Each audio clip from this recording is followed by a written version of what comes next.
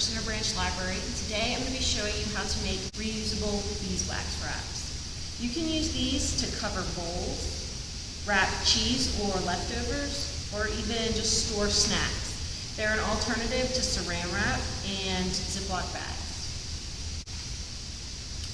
They're not recommended for use with raw meat, as you won't be able to sanitize them.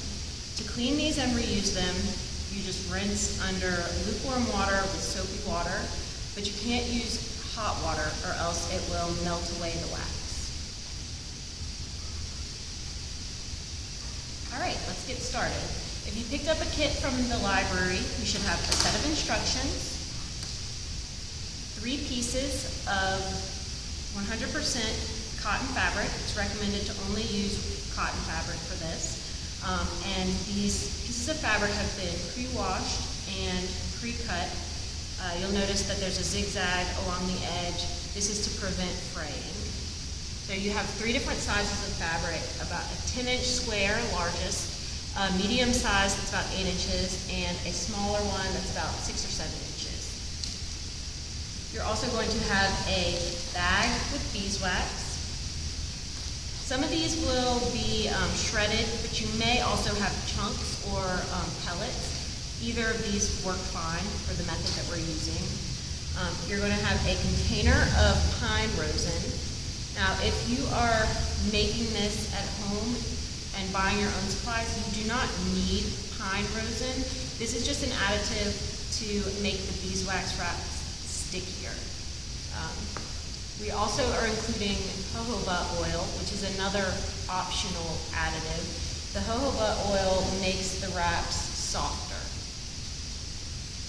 The only thing that's absolutely required for making these, though, is the beeswax. You're also going to have a piece of parchment paper and a piece of aluminum foil, as well as a clothes hanger with 2 clothespins. You'll use this after you melt your wax onto the cotton fabric. You're going to use this to hang your fabric while it dries. We also have included a spoon with your kit to help measure out your ingredients. In addition to what's included with the kit, you're going to need an iron, an ironing board, and an old towel that you wouldn't mind it getting full of wax. This is to protect your ironing board.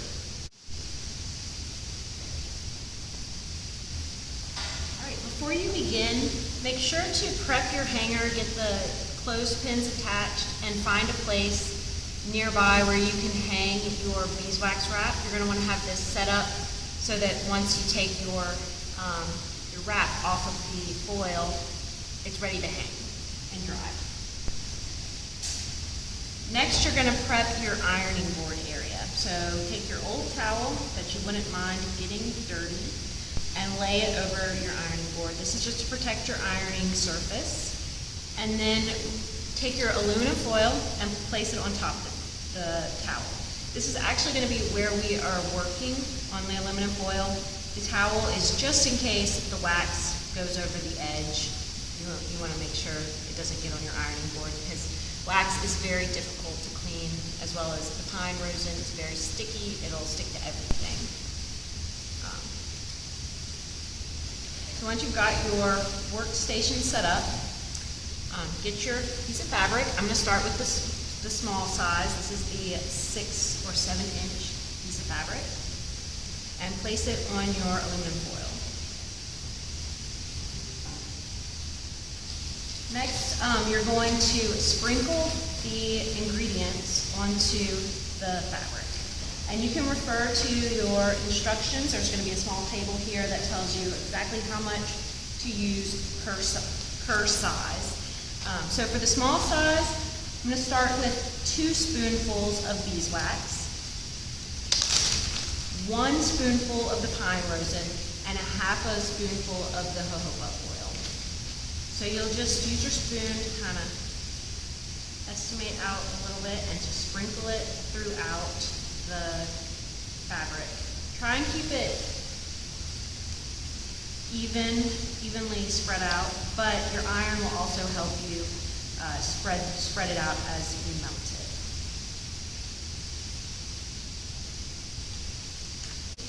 You'd rather put less than more because you can go back and add more at the end, but if you put too much to begin with, it could ooze off the sides of your aluminum foil. So try to err on the side of less ingredients than more. So this is the pine rosin. I'm gonna do about 1 spoonful of this. And I'm not overfilling these spoonfuls, just right up to the top and sprinkle it all around. Once again, the pine rosin is what makes the beeswax wrap a little bit stickier.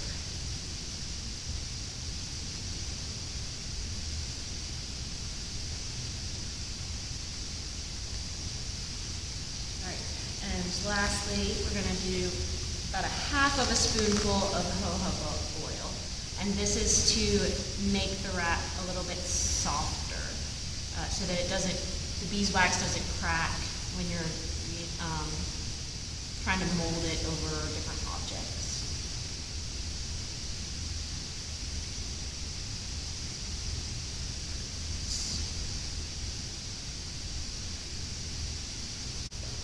All right, once you've got your ingredients sprinkled on your fabric and spread out nice and neat, you're going to take your piece of parchment paper and place it on top.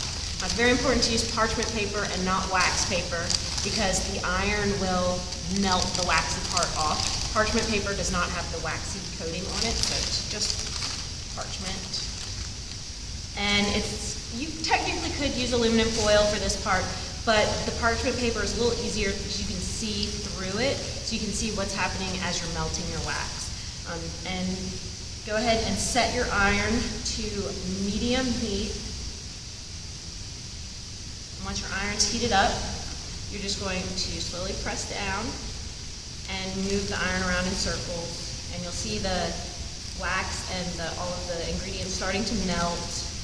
And you can use your iron to push the wax around the fabric, try and get an even coating.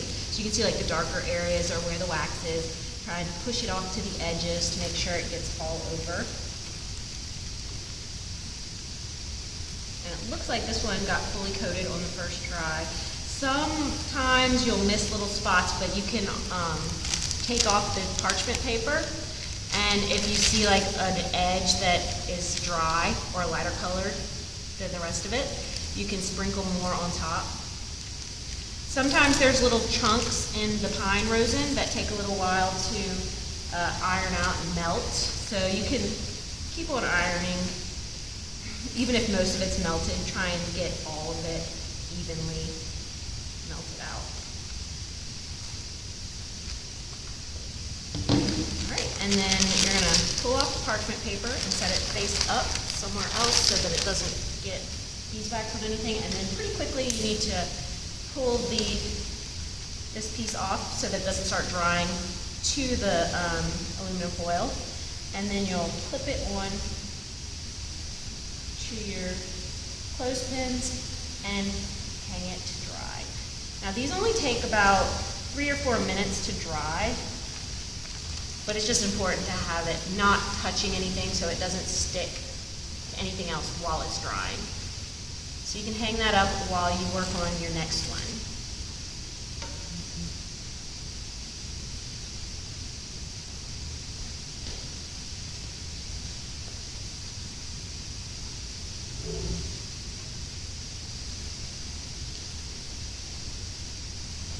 All right, now you can see here that there is a lot of residue left over from the previous wrap that we made. And that's actually a really good thing because the next piece of fabric that you put on your foil is going to absorb some of that. So you're just going to do the same thing with your next piece of fabric. Lay it down on top of the aluminum foil. This is the medium size or 8-inch piece. And for this one, the recipe calls for about 3 spoons of beeswax, about 1.5 spoons of pine rosin, and about 3/4 of a spoon of jojoba oil.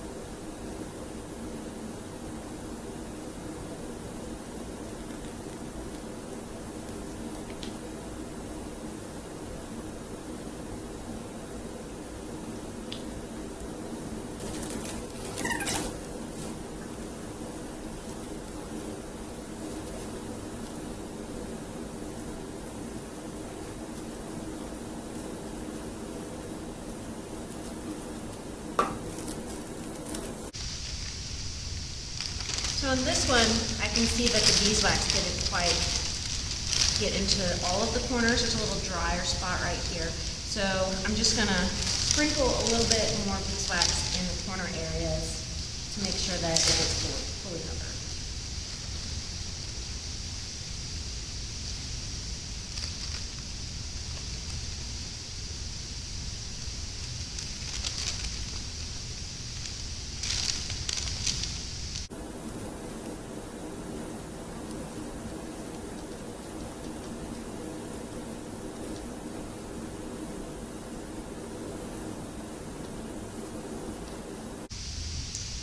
This one is pretty much dry, so take it off and set it aside so that I can get my hanger ready again for this one.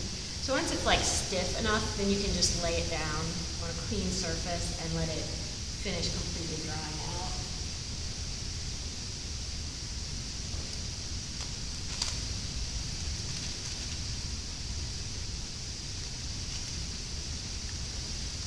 All right, it's always good to make sure that the whole thing is warm right before you take off the parchment paper so that it doesn't try and stick to either the parchment paper or the aluminum foil. So I'm just going to give it another once around with the iron to make sure it's all nice and warm and melty. And peel off the parchment paper. Set that aside.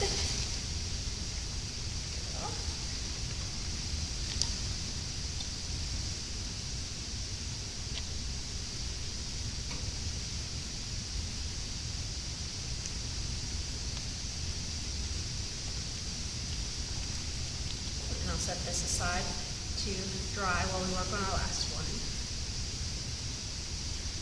And this is the final beeswax wrap. It's the largest size, it's about 10 inches. With this one, if your aluminum foil is about 10 inches, then you're gonna have to be kind of careful on the edges. Just be careful not to let the wax overflow onto your work surface. This size calls for about 4 spoonfuls of beeswax, 2 spoonfuls of pine rosin, and about 1 spoonful of jojoba oil.